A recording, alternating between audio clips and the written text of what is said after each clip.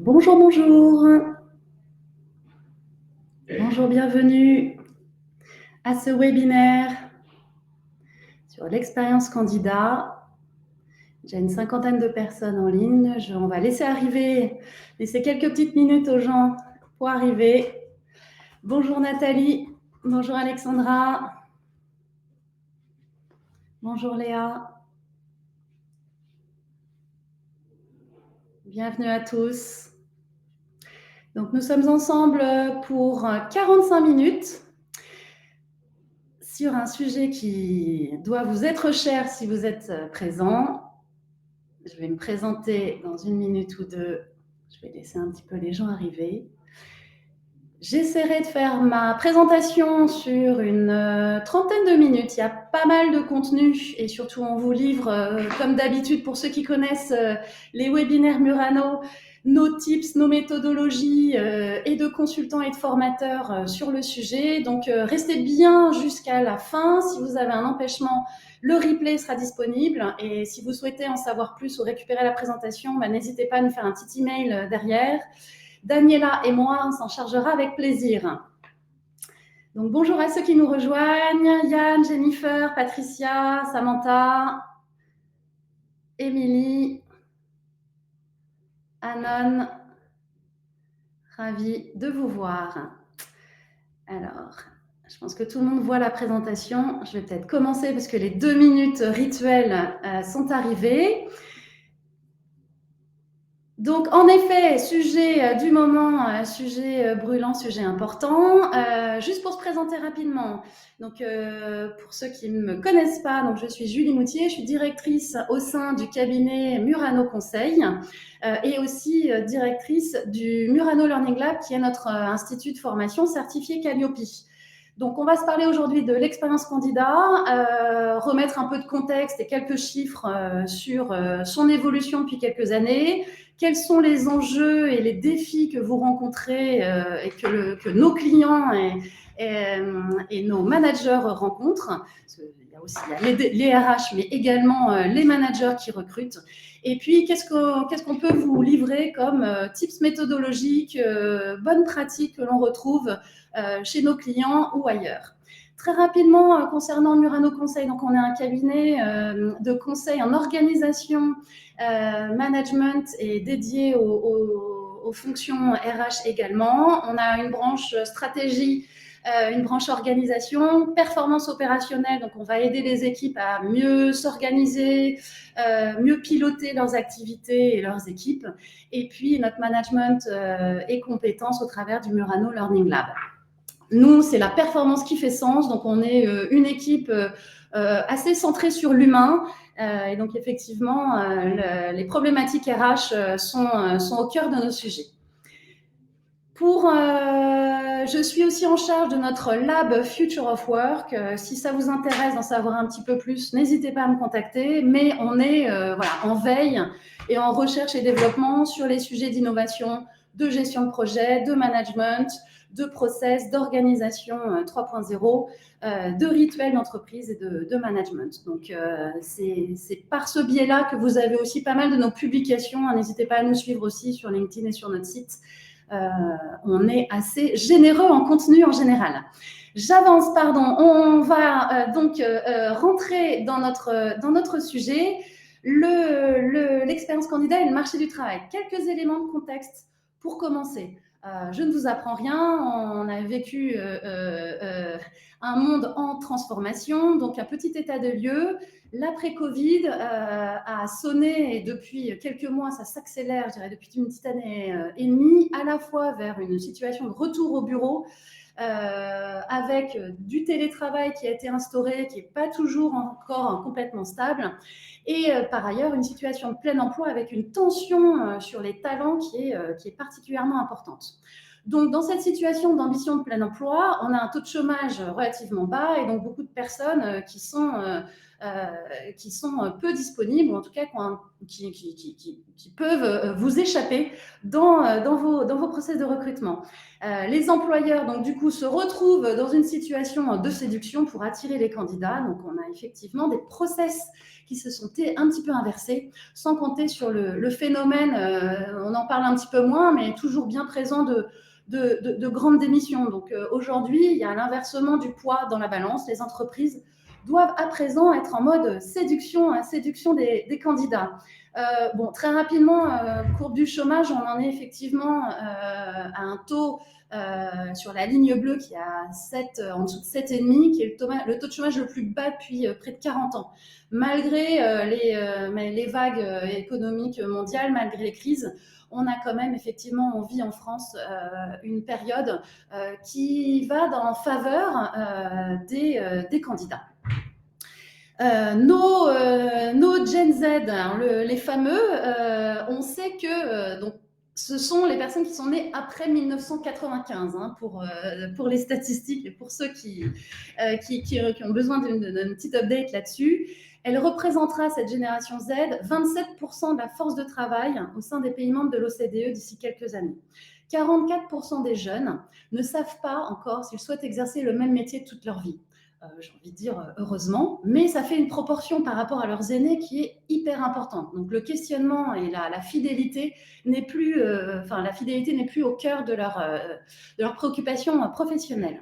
Et puis seuls 26% d'entre eux se projettent dans la même profession. Donc effectivement, non seulement pas la même entreprise, mais pas forcément la même profession, pardon.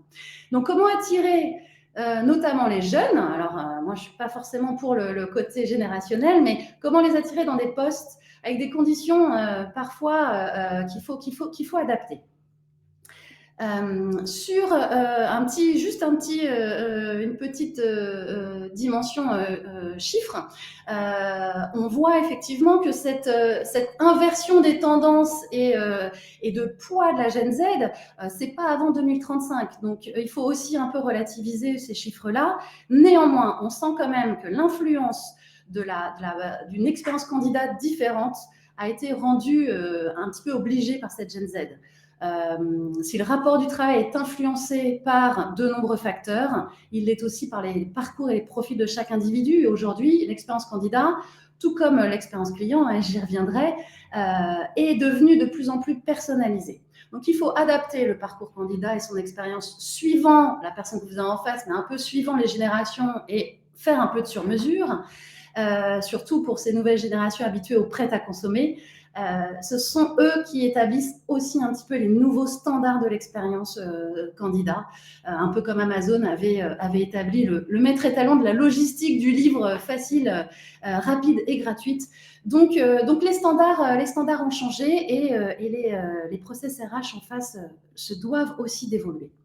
Une grande tendance, c'est que le salaire est un critère important, certes, mais qui pour certains des candidats devient secondaire. 60% des talents se disent prêts à prendre un poste un peu plus précaire, alors au niveau salarial, au niveau peut-être aussi de la sécurité d'emploi, pour un emploi porteur de sens. 60%, c'est quand même assez important, c'est une enquête Pôle emploi. 40% cherchent un emploi avec un meilleur équilibre vie pro, vie privée. Ça fait partie des attentes indispensables des nouveaux candidats sur le marché. Et puis 79% des jeunes attendent que l'entreprise leur propose un espace de travail physique. Et donc ça, c'est un peu un retour, un petit contre-pied du télétravail post-Covid. Donc on a certains de nos clients qui se retrouvent bien embêtés parce qu'à avoir coupé 30% de leur espace de bureau, parfois on se retrouve en surpeuplement. La bataille des salles et ma vie passée en phonebox, on a quand même un environnement de travail qui est rendu plus souple, mais qui s'est complexifié. La vie au bureau n'est pas forcément plus facile et plus sympa qu'avant.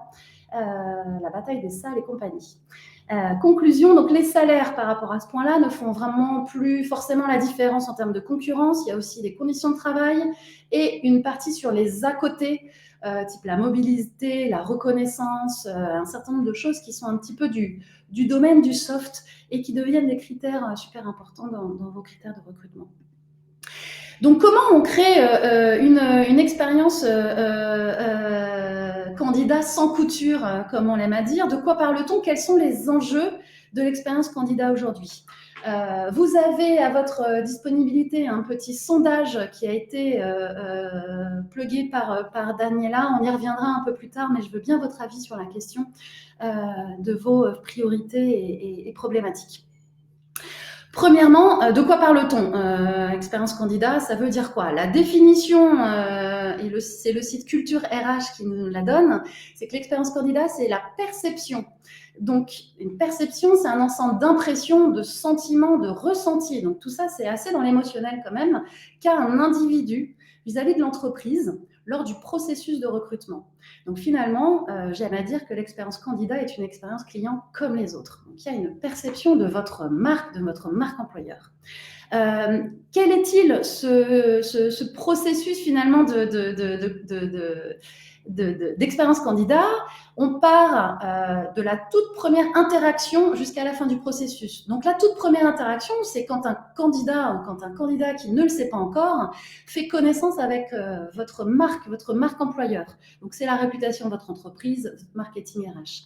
Ça passe par le sourcing ou la recherche, l'identification des bons profils et l'annonce qui a été postée en amont, la sélection des candidats et donc la phase d'entretien, de test et autres interfaces directes avec le candidat.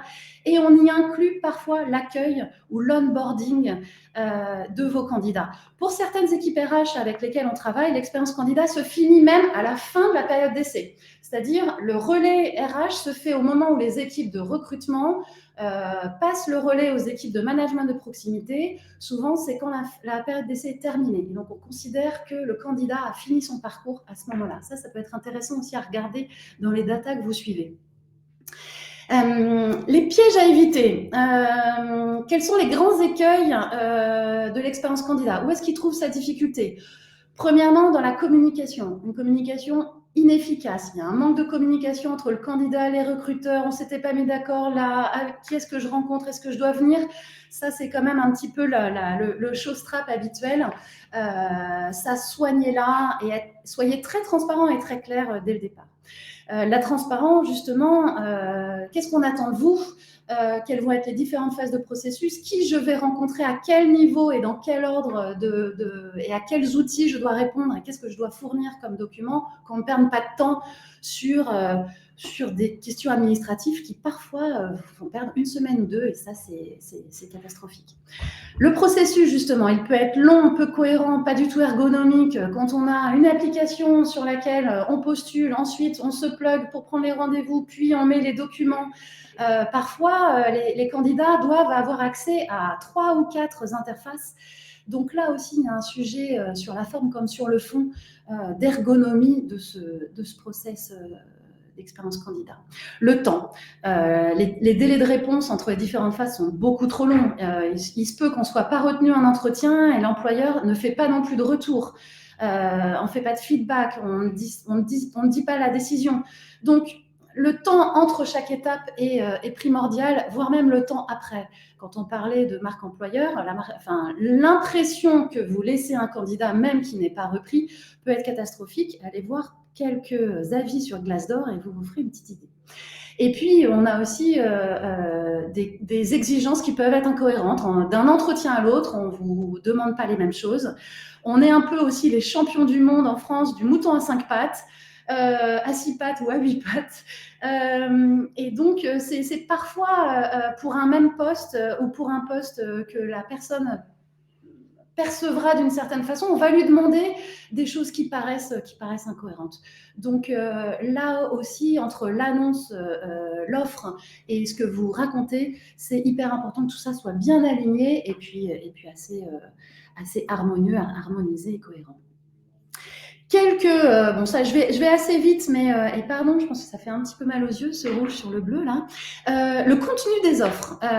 Les candidats aujourd'hui, lorsqu'il s'agit de décrypter le contenu des offres, ils sont hyper attentifs, ils sont hyper exigeants et surtout, ils savent lire entre les lignes. Donc, je le disais, la cohérence entre le discours et les faits. Ils vont aller se renseigner sur votre entreprise, les sujets de diversité, la transparence sur les critères de sélection, les salaires. Les perspectives du poste et les critères d'évolution et de mobilité sont pour eux hyper importants. Donc, dès les premiers moments, essayez de cocher toutes les cases. L'environnement et la sécurité au travail aussi. Donc, important dans le contenu des offres. Et puis, par rapport à ces points-là, donc là, c'est un petit peu les enjeux globaux. Quels sont les 6 défis que vous allez devoir affronter et sur lesquels les candidats vous challengent? En 2023, le paysage du recrutement, il est susceptible de vous avoir fait relever plusieurs défis. Je les cite assez rapidement, puis on les passera en revue. Déjà, il y a le défi de la marque employeur. À repimper, à travailler. Et là, il y a aussi au sujet de rôle et responsabilité. La marque employeur chez vous, elle est où? Elle est au RH, elle est à la com, elle est à un autre endroit. Donc, ça devient aussi des compétences pour nos responsables recrutement et nos responsables RH d'être des bons marketeurs et des bons communicants. Donc, ça fait aussi une montée en compétences des people chez vous. Deuxième défi, la tension sur le marché, faire face à la pénurie de talents. Comment on devient créatif? Comment on va aller chercher des talents que tout le monde s'arrache? Donc, on a du mal à recruter des candidats. Donc, il faut effectivement être créatif. Et puis aussi, ça engendre une hausse de salaire. Et donc, du coup, il faut présenter des avantages supplémentaires. Troisième défi, les défis du nouvel environnement de travail, nouveau cadre. C'est quoi les méthodes de travail? Il y a un célèbre recruteur qui disait il y a quelques temps, avant on me parlait de RTT, maintenant on ne me parle plus que de TT. Donc comment le travail à distance est organisé, les horaires flexibles, justement l'équilibre vie pro, vie perso. Donc ça demande un défi unique, une fois qu'ils sont arrivés, mais à présenter, c'est très important et il faut être bien en phase avec ce qui se passe dans l'entreprise. Quatrième sujet, les sujets éthiques. Mettre en place une éthique du recrutement. Les sujets de diversité, d'éthique, d'inclusion doivent faire partie de votre process et la sélection des candidats doit être hyper transparente vis-à-vis de ça. Le cinquième défi, c'est la digitalisation. Il faut accélérer la numérisation du recrutement, la digitalisation des équipes, l'interface des outils. Et puis le sixième point, et ça c'est notre dada chez Murano, la mesure. Quels sont vos indicateurs? Comment on la suit cette expérience candidat? Comment on la mesure? Donc ça reste un enjeu difficile parce qu'il faut à la fois définir les objectifs qui sont qualitatifs, mais avec de la mesure d'indicateurs quantitatifs. Surtout aujourd'hui, vous commencez à avoir de la donnée sur vos ATS, sur vos SIRH, sur les LinkedIn et compagnie. Comment est-ce qu'on crée un dashboard? Donc, je vais essayer d'y répondre très vite, non, step by step, parce que j'ai pas mal de choses à vous dire. La maîtrise de la marque employeur. Les réseaux sociaux, pourquoi les recruter et pourquoi les utiliser? Effectivement, 64% des recruteurs font appel minimum à 2 réseaux sociaux. En général, c'est LinkedIn. On a aussi tous les job boards qui sont mis en avant, les job teasers, les Indeed, les Welcome to the Jungle. Mais 82% des demandeurs d'emploi affirment utiliser les réseaux sociaux aujourd'hui pour chercher un travail. Donc, entre 64 et 82, il y a quand même un petit gap entre les deux. Fidéliser les candidats, les réseaux sociaux, ça permet aussi de travailler votre visibilité, de créer une communauté, de développer une relation privilégiée avec vos abonnés. Donc, certains, par exemple, Welcome to the Jungle, c'est autant un média et une interface d'expression de la marque employeur qu'un site d'annonce. Donc, utilisez bien et faites bien votre travail de tête de gondole là-dessus. Pareil, Glassdoor. Glassdoor, j'en ai parlé, mais il y en a d'autres, est également un vrai pourvoyeur de marque employeur. Donc, soignez le processus d'avis. Faites aussi vos propres avis en interne. Les pages de marque sont très importantes à travailler. Deuxième tips sur la marque employeur, donc là, je vous ai mis la campagne Sephora. Parlez à vos cibles, parlez à vos ambassadeurs. Donnez-leur envie de venir vous voir. Donc là, on est dans la séduction en plus d'une entreprise qui travaille dans la beauté. Donc, comme je le disais tout à l'heure, les RH accompagnés ou non de la com, ils doivent devenir des bons communicants, trouver les bons messages et les promesses, développer des campagnes et générer de l'engagement auprès de différentes communautés et d'ambassadeurs. Autre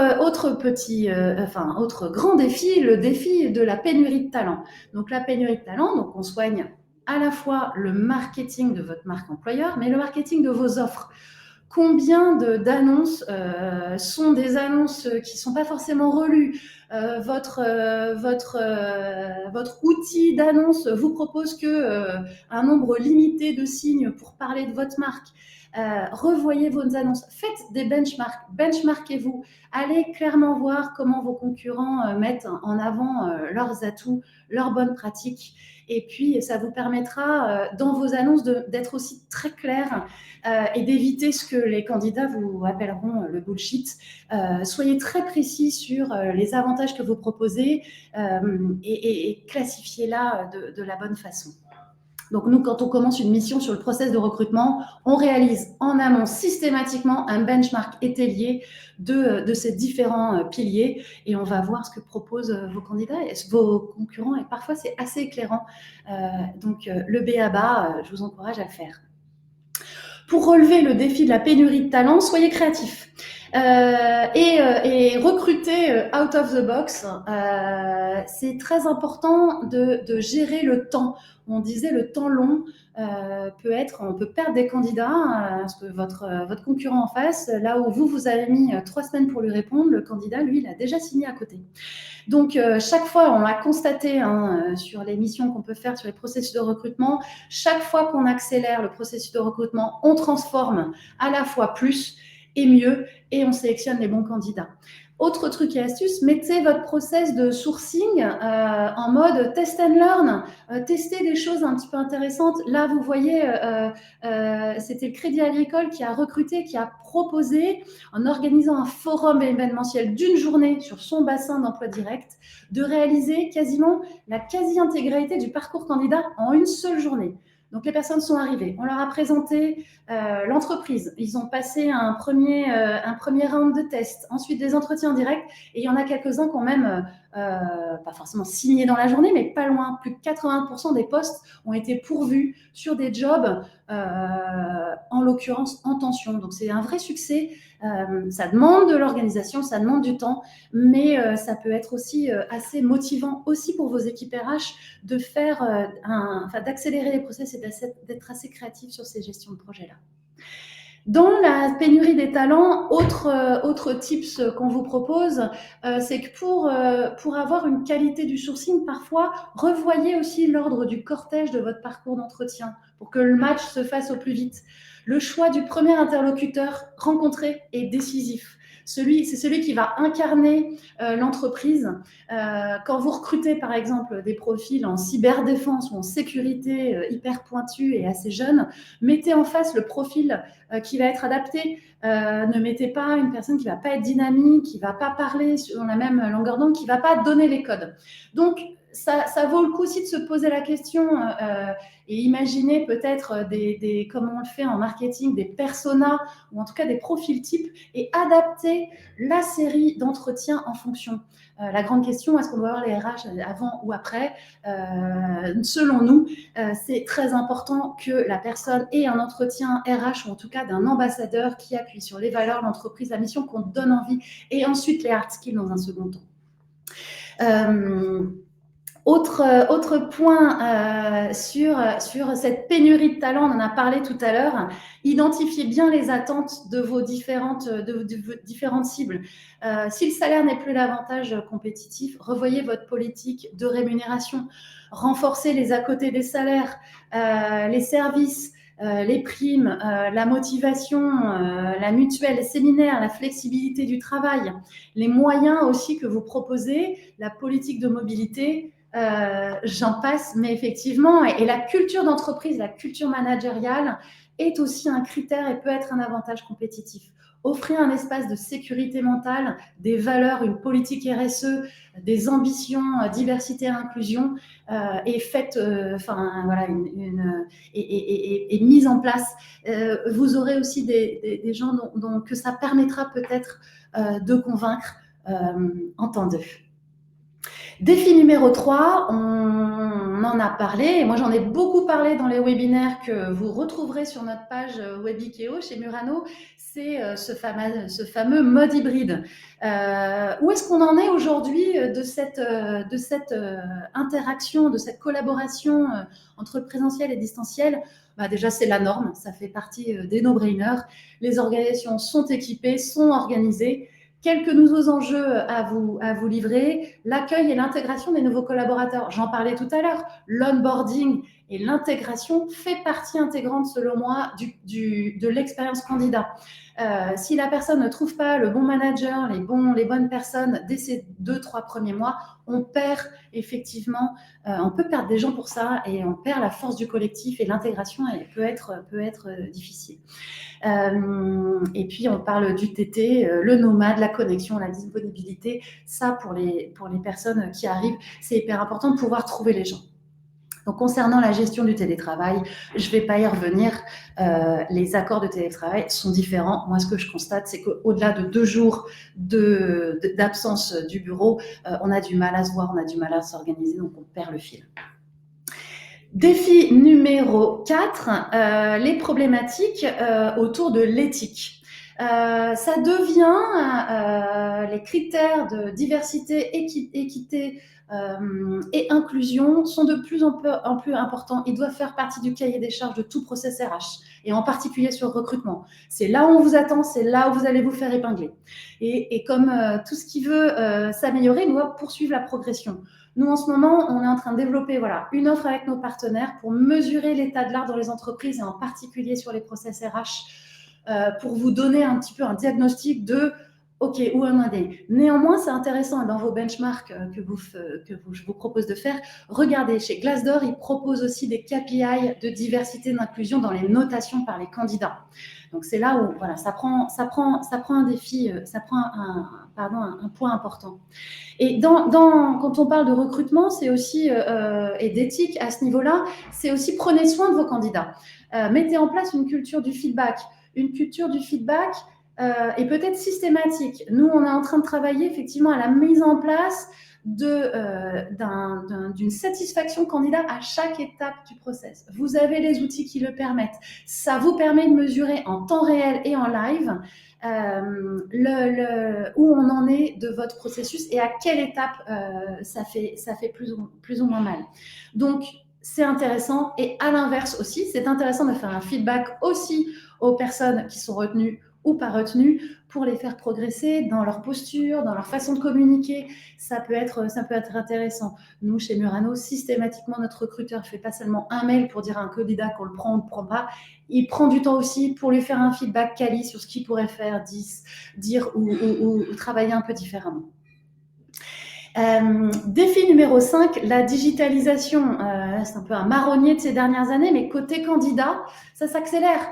Les outils, la facilité de candidater sont aujourd'hui tellement simples. Le one-click de LinkedIn est tellement ergonomique que parfois vos propres outils maison, et parfois même vous avez du mal à vous y retrouver.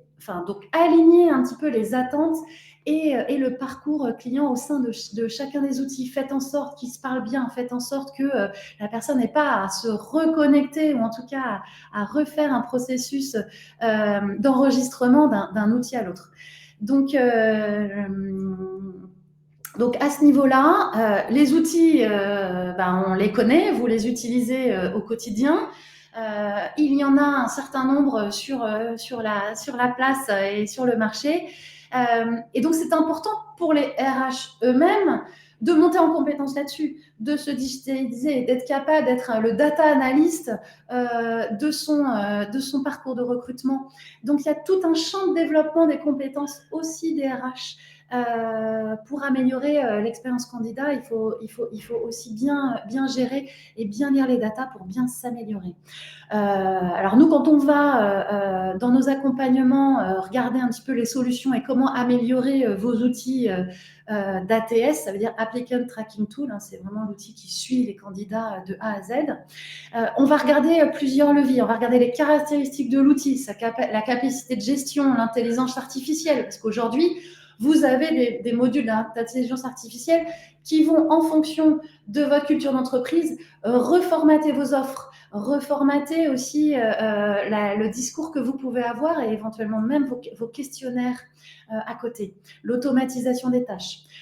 Donc, deuxième levier, l'utilisabilité. Est-ce que c'est intuitif? Est-ce que c'est convivial, etc. On regarde aussi, évidemment, le coût par utilisateur, les fonctionnalités plus ou moins premium. On va regarder aussi l'expérience utilisateur du côté du candidat. On teste systématiquement tout et on fait tester. Et puis, évidemment, tous les sujets d'RGPD qui sont aujourd'hui super, super importants. J'avance parce qu'il est 15 heures. Le dernier défi qu'on vous propose de relever, sur lesquels on accompagne nous systématiquement nos clients, c'est la mesure. Chez nos clients, on mesure tous les points durs du process de recrutement systématiquement. On isole les étapes purement internes côté RH, le temps que je mets à plugger l'offre, le temps que je mets effectivement à fixer les entretiens, etc. Mais aussi le point de vue du candidat. À quel moment de l'expérience client, et donc là vous voyez, c'est un process sur lesquels en rouge sont les points durs du process. Donc ça nous permet de faire des diagnostics hyper importants, mais aussi du point de vue des managers, parce que chères ressources humaines, votre premier client, c'est le manager en interne qui a un poste à pourvoir. Donc c'est important aussi, on regarde systématiquement l'expérience manager dans le process de recrutement. Et on isole un set de données de départ de vos outils et on y ajoute la mesure de la satisfaction des candidats à chaque étape, comme je vous ai dit. Donc, ça permet d'identifier les points durs du process et d'aller chercher ce qu'on appelle les quick wins, tous les petits cailloux dans la chaussure qui peuvent être résolus assez facilement, et puis les chantiers un petit peu plus importants. Autre chose qu'on mesure, nous, c'est finalement quel est l'impact de l'expérience candidat sur les équipes RH. Là où est la forte valeur ajoutée, là où finalement moi, dans le process, j'apporte quelque chose, et là où ça pourrait être réalloué, externalisé ou automatisé. Donc, on va découper toutes les étapes et on va regarder là où finalement vos candidats, mais vos RH et puis les managers voudraient passer plus de temps, là où ils sentent qu'il y a des choses. Donc, effectivement, couplées à ce que je vous ai montré sur la mesure du parcours, c'est intéressant d'aller mesurer chaque étape et de regarder le temps que ça prend et est-ce qu'on ne peut pas réduire un petit peu tout ça. Aujourd'hui, il y a des candidats qui s'attendent à ce qu'un parcours de candidature dans certaines entreprises dure 2 à 3 semaines. Quand ça dure 1 mois, 2 mois, 3 mois, vous perdez les gens. Donc, vous devez aller chercher de plus en plus. Ça devient des problématiques de sourcing plus que du reste. Derrière, et on aime à le dire, ce qui n'est pas mesuré ne peut pas être amélioré. Donc, identifier le bon tableau de bord, ça nécessite de mettre en place, et ça nécessite aussi des experts ou alors des compétences nouvelles chez les RH. Le pilotage de la performance de votre processus de recrutement, il est clé. Quelques exemples de KPI à mettre en place, l'avis sur l'expérience candidat, le pourcentage de candidatures réalisées en ligne, le temps complet sur toutes les étapes, le taux d'abandon des candidats sur les différentes étapes, le taux de satisfaction, le turnover, c'est-à-dire les fins de période d'essai non souhaitées à la demande du collaborateur, etc., etc. Identifiez là où vous êtes bon, là où vous êtes moins bon, et mettez en place effectivement aussi une gouvernance qui va mesurer un peu tout ça. Donc, j'en ai fini de ma démonstration. J'espère que c'était assez clair, assez dense. On va regarder les sondages. Ce que j'ai un peu envie de vous dire en conclusion, c'est qu'à l'heure où certains profils se font de plus en plus rares et difficiles à accéder sur le marché du travail, le recrutement, voilà, on est dans un rapport de séduction. Votre expérience candidat, c'est une expérience client comme les autres. Ça demande de la part des RH et des recruteurs et des managers, plus globalement des compétences et des soft skills qui évoluent aussi. Et donc, cette transformation du métier RH, pour nous, c'est une de nos, je ne vais pas dire une de nos passions, mais en tout cas, quelque chose qui nous tient à cœur. On considère que ce métier de RH partenaire business devient facilitateur, transformateur des organisations. Donc, vous avez vraiment un rôle très important à jouer. Je regarde les résultats du sondage qui nous ont été proposés par Daniela. Merci. Quel sera, à votre avis, le principal défi pour le département RH dans l'entreprise en 2023? Ce qui arrive en premier, gérer la pénurie de talents. En effet, bon, j'étais pas très loin de la vérité en disant que c'était le défi majeur. Adapter les méthodes de travail. Donc, on sent qu'il y a encore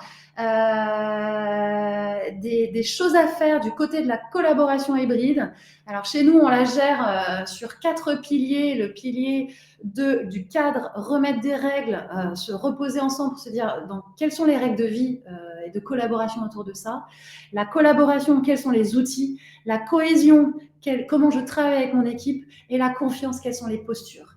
Donc, n'hésitez pas si effectivement vous avez encore des soucis sur ces sujets-là. On a des sets de formation et d'ateliers de management à ce sujet. Et renforcer la marque employeur, en effet, qui ressort très fort. Je vais profiter des quelques moments qui nous restent pour répondre à quelques-unes de vos questions. Alors, désolée, peut-être pas réussir à répondre à tout. Je vois le délai idéal selon vous entre la première interaction et la signature. Alors le délai idéal pour moi, finalement, c'est pas forcément la question, mais c'est pour vos candidats. Posez-leur la question et faites le post-mortem à la fin, c'est-à-dire que les candidats qui ne sont pas venus chez vous, en face, on leur a proposé quoi? 2 semaines, 3 semaines, en tout cas un process qui dure plus de 4, 5, 6 semaines. Là, c'est assez. Ils seront partis, vos candidats. Donc, vous allez perdre les bons et vous allez passer trop d'énergie à aller recruter les suivants. Paul, comment proposer, mettre en avant, dérouler des perspectives professionnelles et motivantes pour nos candidats? Il faut déjà se mettre d'accord avec vos managers. Donc, ça demande à mettre vraiment en place une gouvernance importante et un briefing de départ sur entre les RH et les managers qui proposent l'offre, de se dire, OK, c'est quoi le carrière path de cette personne? C'est quoi les perspectives d'évolution? C'est quoi les atouts que vous pouvez mettre en avant? Parce que parfois, effectivement, en tant que ressources humaines, on se retrouve un peu loin du business, un peu loin de l'opérationnel. Donc, dans votre processus en interne, cette étape de briefing et de kick-off entre vous, entre les managers, est primordial. Comment effectuez-vous les mesures que vous montrez à l'écran? Donc, on les fait au travers, de la récupération des données, parce que des données, vous en avez parfois trop, vous ne savez pas comment les gérer. Donc, nous, nos data analystes vont les regarder de près, les connaissent et on a les panels qui vont bien, parce qu'on travaille sur ces sujets-là depuis un moment. On va aussi aller les chercher, c'est-à-dire qu'au travers de questionnaires quantitatifs auprès de vos candidats, auprès de vos RH, auprès des différents managers, ça nous permet, comme je vous l'ai montré sur ces différents slides, d'avoir des datas qui sont étayées et intéressantes pour faire prendre conscience à votre top management ou pour vous-même aller regarder un petit peu sur quoi travailler. Donc voilà, des dashboards comme ça, on peut vous les mettre à disposition. Ça demande effectivement une belle coordination entre les équipes. Est-ce qu'il y a d'autres questions auxquelles je n'ai pas répondu et qui seraient intéressantes à mettre en avant? Je regarde un petit peu ce qui se passe. Quelle place de l'intelligence artificielle pour l'attractivité utilisez-vous tels outils? Les outils, ils sont plugués au fur et à mesure et tous les outils d'ATS sont en train de développer ça.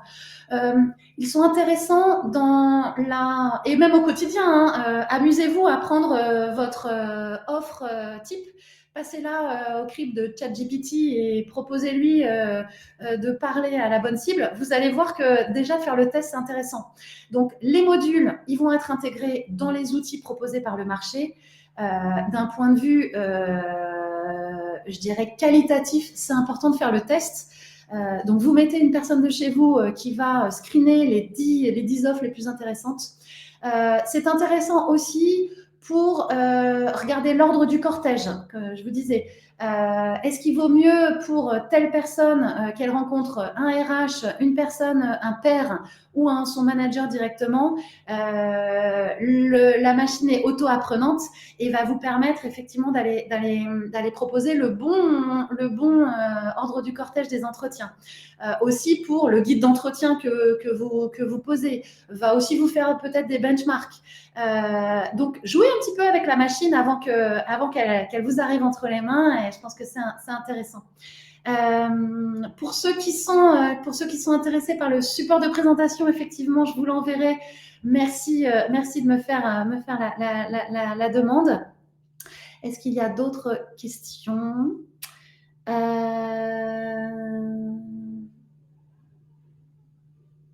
L'entretien RH en 1, est-ce une bonne pratique?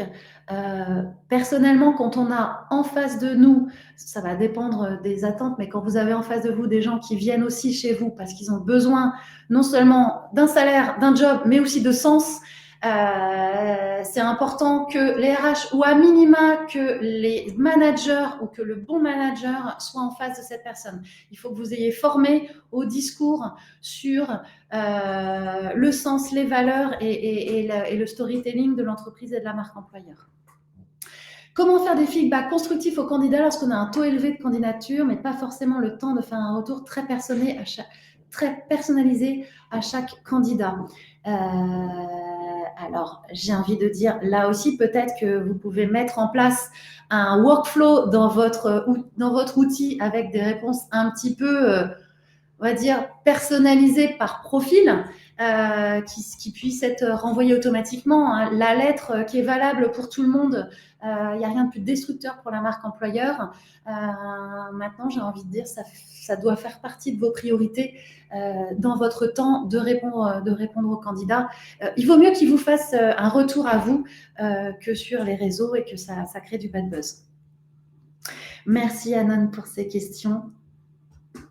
Digitalisation des métiers RH, est-ce une offre que votre cabinet propose? Tout à fait. Donc voilà, on screen le process. Donc on travaille à la fois sur les process, les outils, la transformation des métiers et l'accompagnement sur la partie KPI, comme on vous l'a donné, comme on vous l'a précisé tout à l'heure. Est-ce qu'il y a d'autres questions?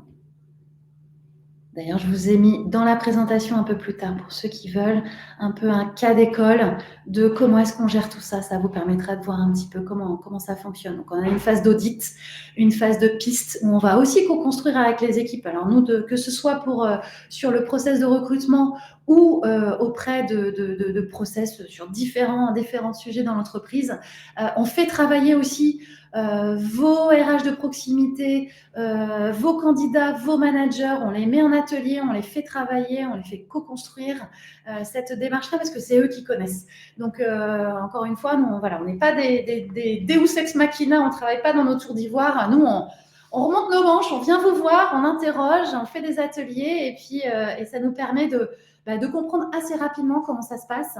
Et puis, ça nous permet aussi de vous proposer le Target Operating Model qui va bien. Est-ce que vous avez besoin de renforcer votre équipe Talent Acquisition? Est-ce que vous avez besoin de renforcer la partie plutôt onboarding, plutôt les outils? Ça va nous permettre de vous proposer des plans de change qui vont bien. Donc ça, je vous le ferai parvenir si vous voulez également. Je crois que je suis dans les temps par rapport aux 45 minutes qu'on avait préparées. Exceptionnel. Merci à tous d'avoir suivi ce webinaire. Je vous donne rendez-vous en one-to-one si vous avez besoin. Je me permettrai, si ça ne vous dérange pas, d'en appeler certains d'entre vous. Je sais que vous pouvez mettre des commentaires à la fin du webinaire. Pour ceux qui le voient en replay, c'est pareil, n'hésitez pas à nous contacter.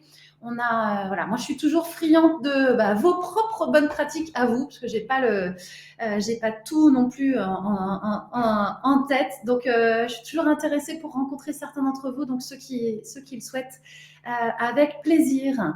S'il n'y a pas d'autres questions, on va s'arrêter là. Je vous remercie à tous, je vous souhaite une très bonne journée. Et plein de belles énergies dans vos entretiens, dans vos process, dans votre marque employeur. Soyez solaires aussi, vous êtes les premiers ambassadeurs de votre entreprise. À très bientôt en tout cas et merci beaucoup. Au revoir.